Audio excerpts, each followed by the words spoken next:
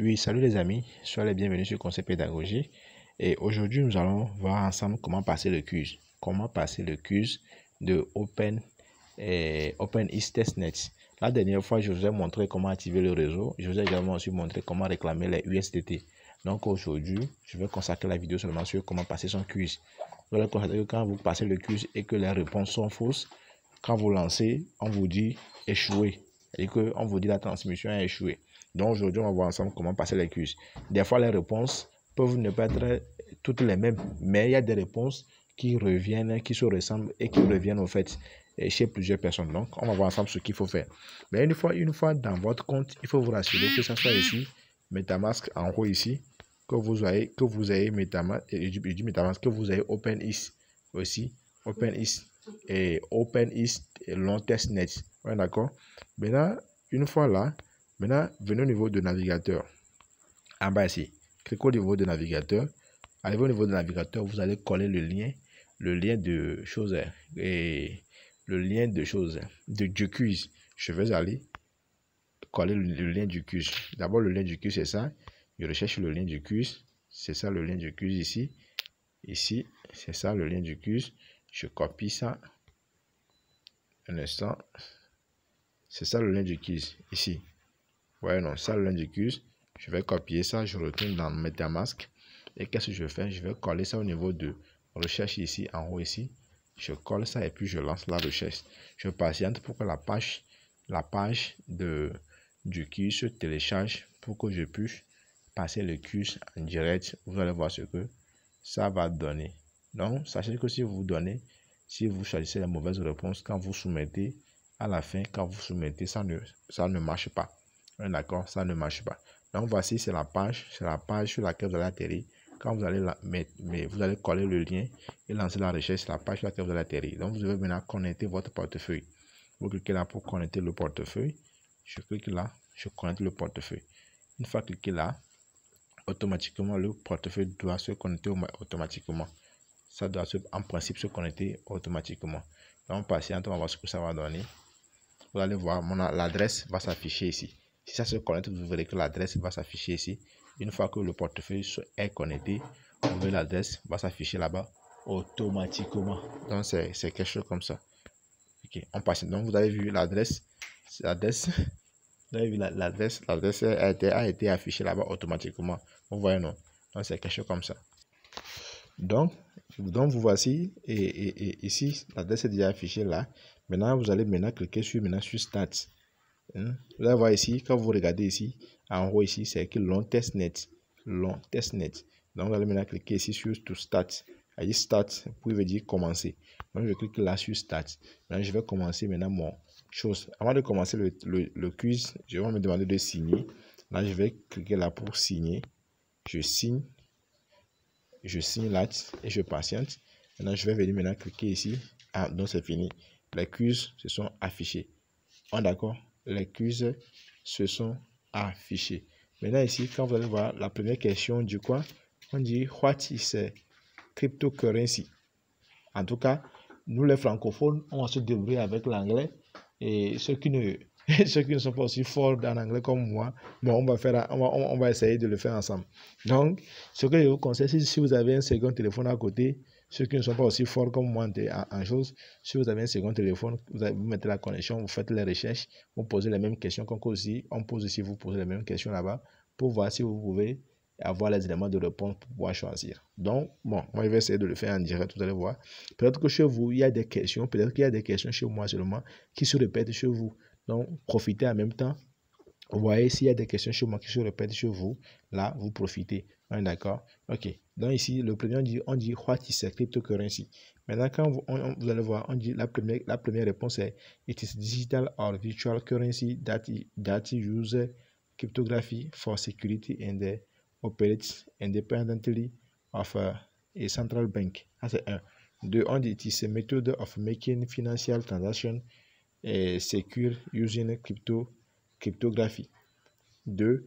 On dit it is a form of a currency that can make you anonymous on the internet. D. On dit it is a type of fake internet money. D'accord? Donc moi ici je vais choisir chose, le A. Le A. It is a digital or virtual currency that uses cryptography for security and operates independently of a central bank. Donc, si je vais choisir le 1, le premier, je choisis le 1 ici, le A. Je choisis le A. Maintenant, le 2, on dit how can you avoid scam links on Twitter? Donc, je vais faire quoi? On dit only click on links by. Non. Ici, je vais cliquer sur ici. Don't click on any link au niveau de C. Don't click any link. C'est ça. On dit comment faire pour sécuriser, pour éviter, comment faire pour éviter les faux liens sur Twitter. Sur Twitter, il ne faut pas cliquer sur un lien. Donc, je choisis le C. Maintenant, au niveau de D, on dit what is DAO? DAO, c'est quoi? C'est quoi DAO? Ah, d'accord. Donc, DAO, c'est quoi? Decentral Autonomous Organization. An organization represented by rules, tout ça là. Maintenant, le B, on dit a data et collection agent. Ici, on dit a powerful data. Le D, c'est. Donc, ici, c'est moi, je dirais que ces choses, c'est le A. Je vais choisir le A ici aussi. A. Parce que quand vous allez voir ici au niveau de A, vous allez voir qu'il y a une définition. Parce que quand vous voyez ici le A, quand on dit DAO, vous verrez que DAO, ici, il y a le D, il y a le A et il y a le O. Donc, vous voyez, non. Donc, c'est ça. Je choisis le A. Là, je vais maintenant au niveau de troisième réponse. On dit what is Web 3? C'est quoi le Web 3? C'est quoi le Web 3? Donc, je vais dire que le Web 3 ici, c'est on dit a trend is a web set design. Le B, on dit quoi? Library used for the development of decentralized application. C, a new type of internet browser. D, the new site version of the internet. Bon. Ici, on dit quoi? On dit a JavaScript library used for the development of decentralized application. C, a new type of internet browser. Non. Le C, the new site versions of internet. Donc j'ai l'impression que c'est le B. Hein. Ici c'est JavaScript library used for the development of decentralized application. Ouais, le B. Je vais choisir le B. On va voir ce que ça va donner. Je choisis le B. Et maintenant, la dernière réponse, on dit how should you protect your private keys. Donc, je choisis ici how should you protect your private keys.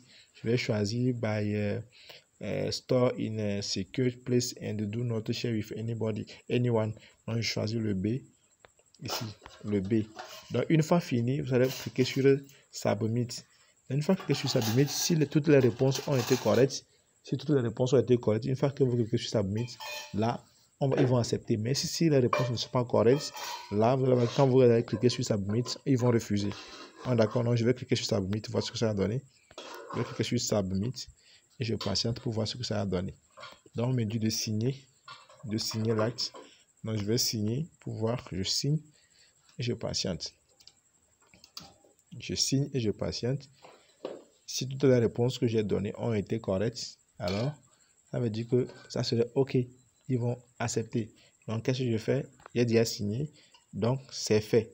Alors, quand on dit ici, vous allez voir, toutes mes questions ont été bien répondues. Vous voyez, non? On dit c'est passé. Passed. Tu vois, juste qui passe d'ici. Passed. Donc, on dit quoi?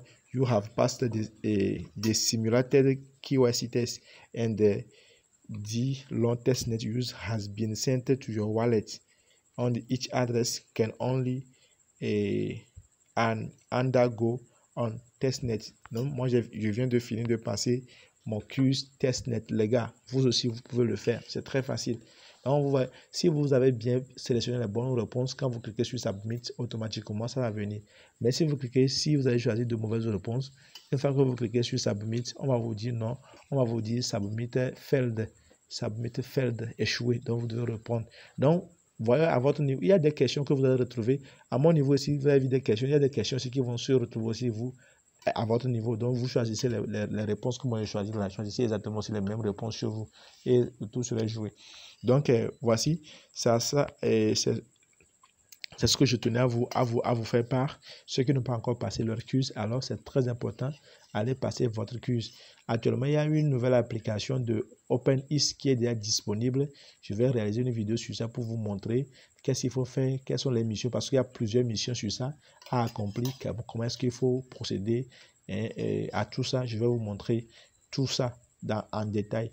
Donc, restez connecté à la chaîne, activez la cloche de notification et patientez juste. Il ne faut pas faire des trucs et après regretter après. Patientez juste. Je vais publier des vidéos, je vais faire des contenus pour vous guider au fait. On est d'accord? Donc pour le moment, laissez moi-même expérimenter la chose et puis je vous tiendrai pas de comment est-ce que vous aussi vous allez le faire. Donc, laissez connecter la chaîne, activez la cloche de notification, mettez un like et puis d'ici là, portez-vous très bien. On se dit ciao, ciao. On est ensemble.